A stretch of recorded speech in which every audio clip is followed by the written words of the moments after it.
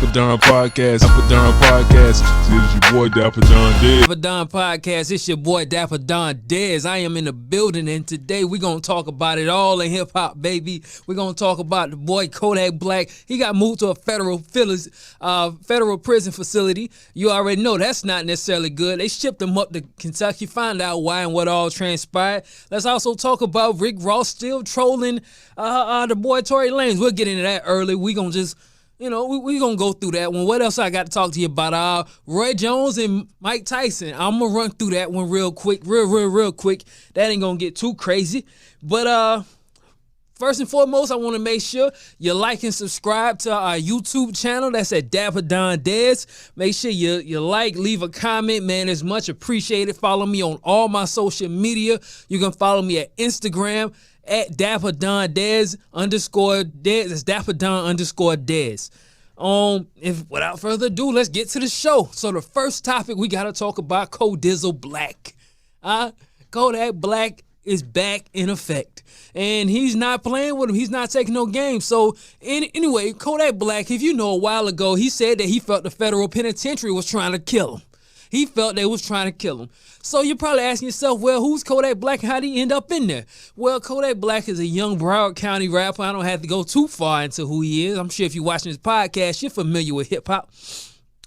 Anyway, Kodak Black is a young Haitian rapper out of South Florida. He's out of Broward County. And he's been in and out of trouble since a shorty. He's young, he's 22, but he's really been in the game almost about 6 years now. I think that's the first time he dropped No Flocking was like 6 years ago. And he's had a lot of ups and downs in his career, mostly getting in his own way, if I gotta be honest with you. Kodak got arrested on some stupid charges, some sexual assault charges, just a myriad of things. I said a myriad. That's the kind of words I'm gonna be throwing out more often because I've been reading the dictionary. But he had a myriad of things that he got caught up into. And this just ultimately led to him making the dumbest decision ever, which is going into a gun shop and wrongfully admitting and falsely saying he was not a felon and trying to get 4 firearms. He went for 4. He didn't go for the first one and see how it went. But I don't know if you get any less time for trying 1 or trying 4, but he went with 4. He did it on 2 occasions. That's the crazy thing. So I think that's what really killed him, right? Because you try to do it twice. First time you be like, I didn't check the box. Is you sure? I thought I checked the box, man. Must be an oversight. I wear glasses, Your Honor. Second time, I don't know. And you was going for 4 guns. That might not be a great thing for you.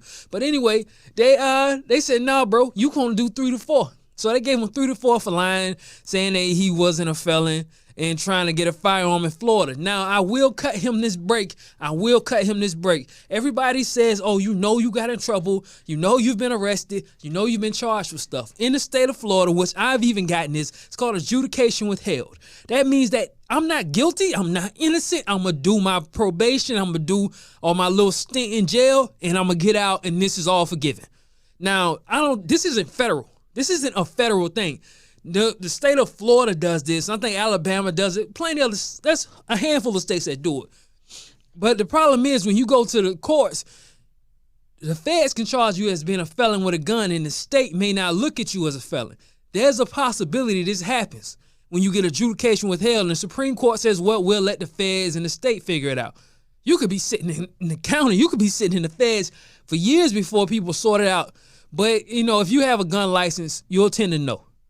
You'll tend to know. So he may or may not have, just to shoot him this, he might have had adjudication withheld, and he thought automatically, without going through the process of having it expunged or having it dealt with, he might have thought it just automatically dropped off. Maybe he was looking at it like, all right, well, I'm 22. A lot of the stupid stuff I did was when I was 16, 17, 18 years old.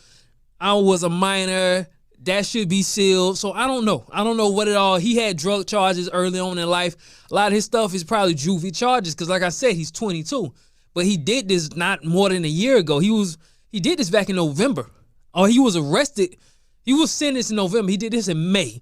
So I don't know. Maybe. So that would have made him, 21? Maybe he felt, those was youthful offender charges. So I don't know. I'm going to cut him that much break. He may not have known if he should have not done that. But that's pretty much where he's at. The fact of the matter is he pled guilty to it. He said it. He said, I falsified the documents. Whether you knew it or not, in the words of the judge that convicted my partner, ignorance isn't above the law. So that's just something you got to always keep in mind. That's something that you got to always be thinking of when you out here thugging and drugging and bugging. But anyway, to keep things going on further, Kodak Black people are saying that the federal courts is trying to kill him. Not the courts, Desmond, the prison system. The federal detention center is trying to kill him. So let me give you the rundown of what happened. Kodak Black apparently says that he had an out-of-body experience after taking an unknown substance. Now, he also said he wanted to get out because of corona, but everybody's trying that. That's like the insanity plea. Yo, let me out because of corona. I mean, I would try it. Why not? What worse could happen? They let you out? Or they say, no, stay where you at? Whatever. But he said that he had an out-of-body experience. He went to the CEO and told the CEO, I'm having an out-of-body experience. People, help me. Help me, please. I'm having an out-of-body experience. I'm feeling my face is melting. He didn't say all of this, but I'm assuming this is what, he would have to be on something pretty strong for Kodak Black to flip out. He done talked about doing pills and weed since he was a shorty, since he was like 14, 15. So you got to be on something pretty strong. You got to be careful what these inmates hand you. He looked like he smoked dirties already. I don't even know if these kids still call him dirties. I don't even know. But anyway, so his face was melting. He was tripping on some LSD. He dropped some acid. He did something strong. He did some strong dope. And he was telling the judge, the correctional officer, man, I'm high on something and I don't know what it is. Now, here's my question. If he's high tripping balls on something he's never took before, and he doesn't know what he's doing, he's having an out-of-body experience, he turns around and tell the CEO who he got the drugs from, is he snitching? Is that snitching? Can you be like, nah, I was just high, bro. I was so baked out of my skull, bruh. I was so gone. It ain't funny. I don't know what happened, but Fred gave me the drugs. Is that snitching? I just want to know. Let the streets tell me in the comment section. I want to hear the streets. But that may or may not be the issue. I don't know. I don't know if he told him who gave him the drugs. I'm not the police. But what he did say is that he had an out-of-body experience. They didn't do nothing. They didn't help him, and he ended up getting into a fight with an inmate. This is pretty interesting. To say that you end up getting into a fight with an inmate after you got high. To some degree, that's a good lawsuit. That's a good lawsuit. I'm a celebrity. They tried to take advantage of me. He can spin that a lot of different ways. This prison should take that into more consideration of who you got and who you dealing with. And mind you, this was a Miami prison that he was in before he got transferred. This was a Miami prison he was in. And I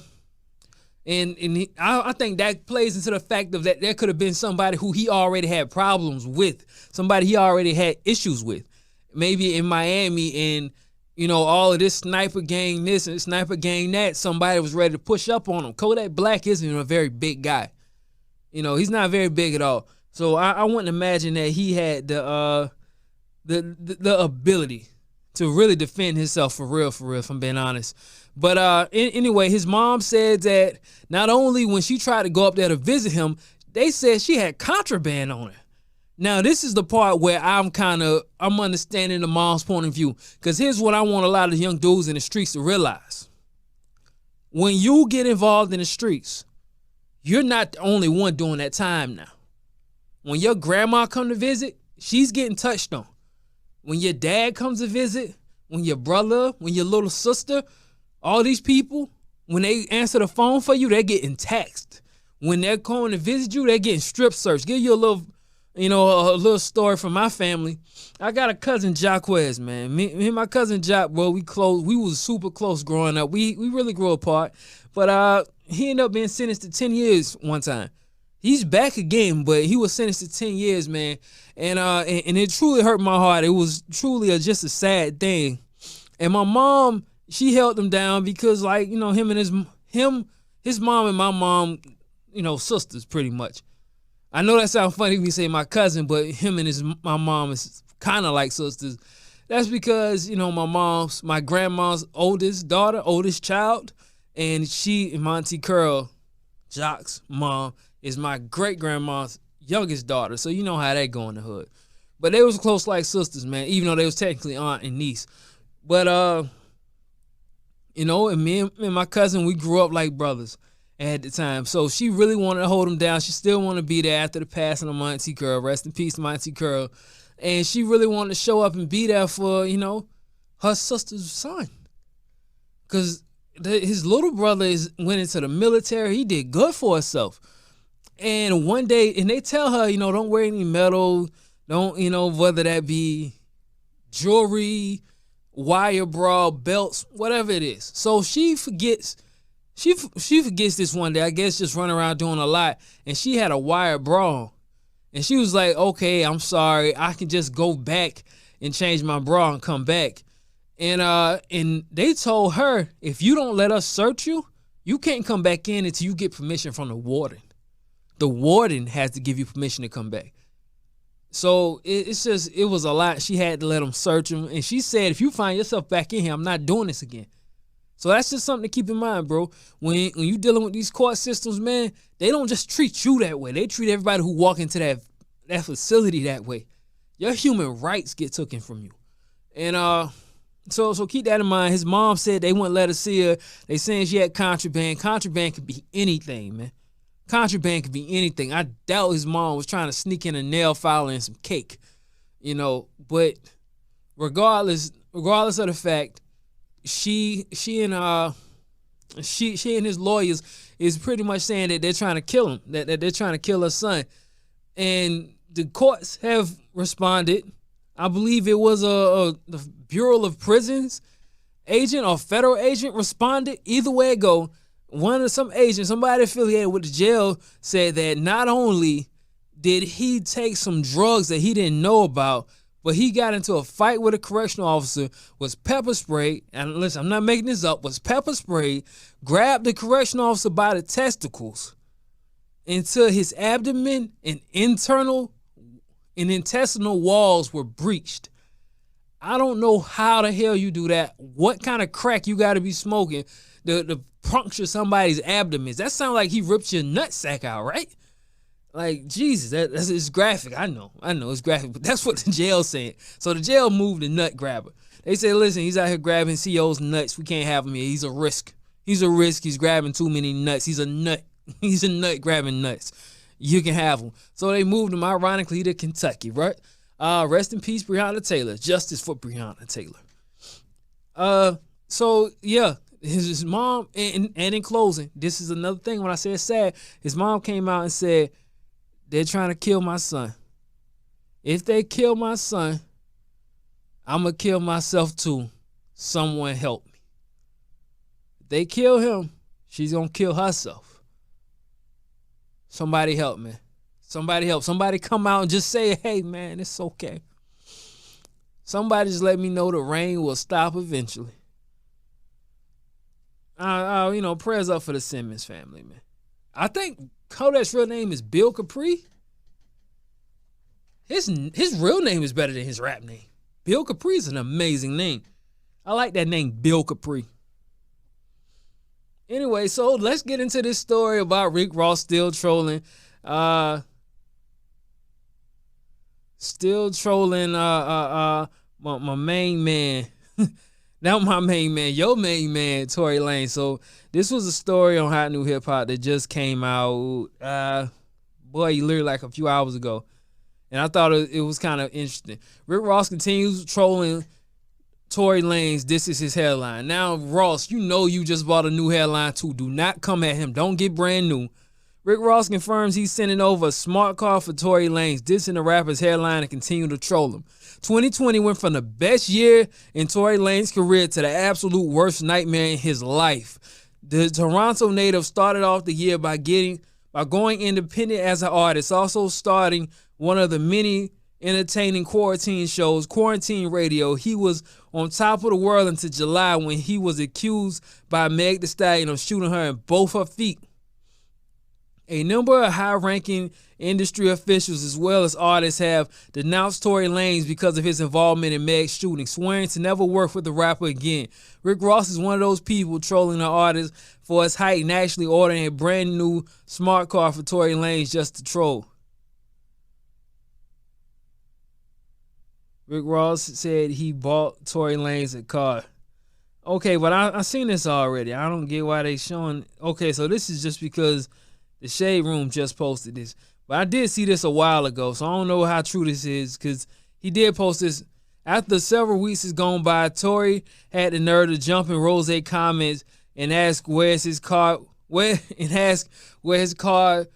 delivery was, which the Maybach boss had the courtesy to respond to. Heading out to his driveway, Rick filmed a video, said, "Rise and grind. I just got word Tory Lanez is waiting on this mini car. Well, Tory, I apologize. I'm getting it wrapped up for you. I gotta go tell the man that's rapping it to push their headlines back 6 inches. I gotta go tell the man that's rapping it to push their headlines back 6 inches. That may put another week on it, baby, but I got you, Tory. Come on, Tory." Okay, he wildin'. Anyway, hopefully Tory is good for another week before his new car arrives. Well, let's just say Rose showing Tory Lanez he's not playing with him about his little smart car. Why does Ross even have a smart car anyway? Anyway, so Tory Lanez apparently is saying where his car at. Okay, whatever. He also said that Tory Lanez couldn't drop to the bottom of his pool. That it'd take him 12 minutes to get back to the surface. This guy Ross is in a funny mood. But I do wonder what made Ross come at him like that. I wonder what just made Ross get involved, because, dog, you done said some pretty bad stuff about black women too. Well, not black, yeah, definitely black women, but you said a lot of stuff too. Mind you, this is my favorite rapper. To me, sonically and just lyrically, he's one of the best I've ever heard. But I don't get why he jumped out the window for this. Because if this was any other artist who had did this to any random woman, like I've said 1,000 times, we wouldn't even be hearing about it. But it's crazy that he's getting charged. So I don't know if this is actually, they might just be late, because I don't know if Tory is taking this that funny when he just got charged for the shooting. I mean, he was literally just charged for the shooting. And I think his team would tell him to be quiet. So, like I said, I think that's just because Shade Room had posted it. But, sometimes you just read through a story and you're like, oh, that's kind of funny. City Girls JT blocks a fan over, okay, whatever somebody tweets. Skip Bayless roast Bayless. I don't care about that. Dr. Dre gets matching tattoo with his son. Oh, we gotta talk about Ice Cube. We gotta talk about Ice Cube, man. Because y'all coming at the GOAT and I'm not feeling it. Y'all coming at the GOAT and I'm not feeling it. So let me read this article.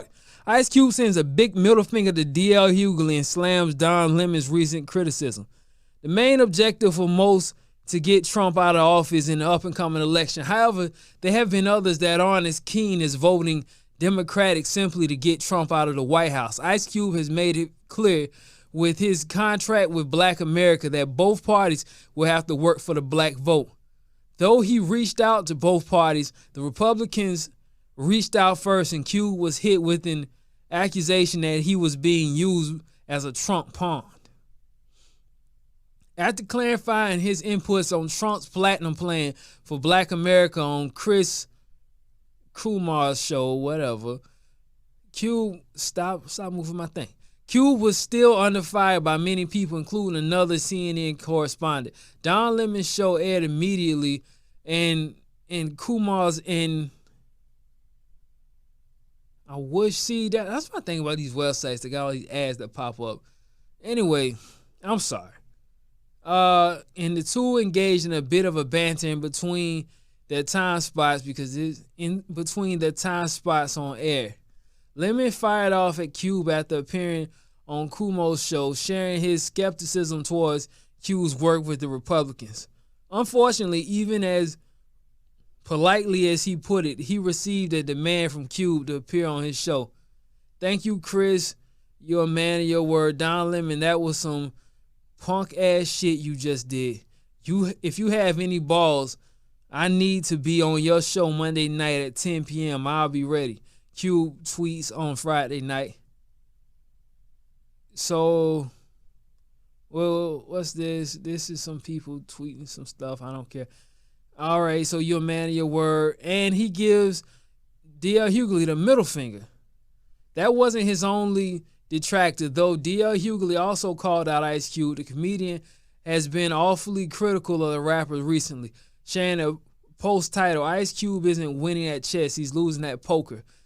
DL called Ice Cube's attention, who quoted the tweet with the middle finger emoji. Check out Cube's response. All right. So we read that. We got all of that done. This is my problem. This is my problem. Everybody keeps saying we gotta make the black vote worth something. The only way you make it worth something is you go and talk to both sides. You have to speak to both people. I remember even talking to my lady about this, and it was like, why is Cube going to go see the president? Because it's the president. I said this when Steve Harvey went to go see Trump. It's the president. You got to sit down with the sitting president. That's just how power works. So I was watching a certain podcast, who I always watch, but I'm not going to name them today because they had some ridiculous rhetoric. The idea that they wanted to say was, don't sit down 13 days before an election. It's dangerous. Says who? Says who? Kanye running for president is dangerous. Me sitting down with somebody to say, what is it that this plan is supposed to be? Why are you doing this? And if I'm sitting down with both parties, and if you saying you always had the whole time to do this, guess what? We just watched Breonna Taylor completely get no justice. Ahmaud Arbery, we'll be lucky those guys do 5 years. When the justice system doesn't even want to look like they want to convict, that's already it's a terrible sign. And we as people, we get mobilized around this time. So what is it exactly? What can we hold you to? What's your word? Because we didn't show up because we thought we put all our eggs in a basket with Hillary and there was nothing that came of that. We can't say, all right, well, the black vote has to be more than just promised to Democrats. We all have to be able to be held to a certain extent, to a certain caliber. If we're going to say that, then we all have to be able to sit down and talk to whoever. Democrats don't own us. And they automatically say because he deals with Trump, come on, this is BS. Like, since when were we left? Since when was we so leftist? They give us one Barack. I don't remember before Barack. I don't remember us being loyal to either side this much. They gave us Barack and all of a sudden we just dead loyal to him? Okay, listen, I'll be the first one to tell you I love Barack. I love him like an uncle. It warmed my heart to see a black man in office. I woke up every day with seeing a black man in office knowing I got an opportunity, man. I really got a chance. It made me feel good. With that being said, Democrats don't own us, though. If he want to meet with this person, why is D.L. Hughley telling us when and where we should meet with these people when I'm listening to somebody, I forget who it is. It's like this Arabic guy. He's more conservative than anything. And he was talking about Biden's son, Hunter Biden, being allegedly a crack addict. Right? They saying he went to drug rehab. He has some drug problem. I think it's so funny for Biden to have a son who has this crazy drug problem when you made these crime bills and locked up young black people for such crazy crime, for such drug crimes. And the same thing with Hillary. You calling people super predators while now we're seeing what you're doing. So why shouldn't we? Like, you all went so hard on Trump and you act like he was the first person doing this crazy stuff, but now your stuff is coming out. My main thing is I don't care who's a bigot, who's not a bigot. We had a black man in office and still couldn't get justice for Trayvon Martin. We still couldn't get justice for Philando Castile. We still couldn't get, that might have been Trump. We couldn't get justice for Michael Brown. We couldn't get justice for Eric Garner. That was a Democratic state, Democratic mayor. Everybody's saying, oh, this is such a terrible thing, but nobody's convicted. Attorney General was Eric Holder. Not Eric Holder. You may know the term Eric Holder is the killer of Nipsey Hussle, but Eric Holder was also an attorney general, which a lot of people name Eric Holder, but that was also an attorney general. No conviction. Black man from the West Indies. I think he grew up in New York. No conviction. So as far as I'm concerned, Ice Cube is playing the game right. And we did the same thing with Steve Harvey. I didn't like when we did it with Steve Harvey. I don't like it now. When Steve Harvey went to go see Trump, everybody was on Steve's back, man. They was acting like Steve was just, bad-ish crazy because he wanted to sit down with the actual sitting president. And it's like, well, policy still got to get done. And that's arrogant, bro. That is arrogant on our part. That's arrogant on our end, because if we're going to come forward and say something like, all right, Cube and Steve Harvey can't go see Trump because he's a bad guy. Bro, trust me, out of all the bigots that's been in office, Trump is the least. He's the least compared to what we've had to deal with. And here's why I say that. Not a Trump supporter, don't get me wrong. I'm going to still vote Biden at the end of the day just because, well, you got to pick one. And that's my point. You got to pick one. You got to make the decision on which one you want. You don't get to, our ancestors didn't get a Barack. We got it. A lot of us, that was our first vote. I registered in 2008. I was 18. I was 19 in 2008. But my first time to vote was for Barack. How amazing was that? You don't always get that, dog. Sometimes you get somebody you got to make a tough decision with. You know how many black political leaders, church leaders sat down with former slave owners? Do you know how many church leaders sat down with biggest and head of the Ku Klux Klan and how they done sat down with Nixon, they done sat down with Ronald Reagan? You're going to have to sit down with somebody that doesn't like you and whose skin crawls just looking at you as a black person. And you're going to have to sit down and talk to them. Because guess what? You don't have the luxury of saying, oh, I don't want to be friends with you. It ain't about being friends. It ain't about being friends. If Trump's looking to make some actual change, because you got to understand, Trump may not go against white supremacists, but that's just simply based on the fact that he went so hard at Obama, he lost a lot of black vote. And he went to the Republican Party. But he was always a celebrity. He always enjoyed being liked. And honestly, I think he's not the worst person to go sit down and talk to. We don't know what history him and Cube have together. And I think Cube seen, like a lot of us seen, you got to eventually be part of the solution and not just a part of the problem. So everybody who's outraged at Cube, everybody who's taking to the streets and blocking traffic and tearing up Targets and doing all this other little stupid foolishness and burning down Wendy's, make sure you take that to the polls. Make sure you go out and vote. You ready to cry in the middle of the streets? Are you going to show up at that booth or not? Do you even know what your local legislation looks like? Or are you just going to, I don't even get political like this, bro, but it's just a simple fact of especially somebody older than you, who knows a little more than you. Our generation got to stop that. We really got to stop that. It may be a possibility we don't know everything. Maybe we should slow up and let somebody teach us something. You know what? I'm going to end it on that note. Ooh, I done ended under 30 minutes. I'm a legend today. Well, anyway, man, that was the Dapper Don Podcast. Make sure you go out to vote. Let's let our voice be heard. Let's let the world know we're here, man, and we're not taking this anymore.